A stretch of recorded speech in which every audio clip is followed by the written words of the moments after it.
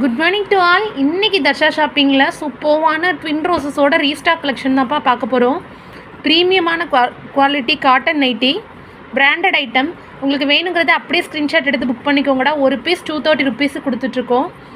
Okay, எல்லாமே பயங்கர கான்ட்ராஸ்டடான கலர்ஸ்ப்பா. Repeat ஆகாத ஒரு டிசைன் கூட, ஒரு கலர் கூட, எல்லாமே பயங்கர டிஃப்ரெண்ட்டான பேட்டர்னில் சூஸ் பண்ணி ஸ்டிச் பண்ணியிருப்போம்.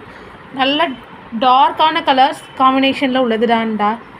கிரே டிஃப்ரெண்ட்டான பேட்டர்ன்ஸ் நிறையா இருக்கும். ஒரு பீஸ் 230 rupees.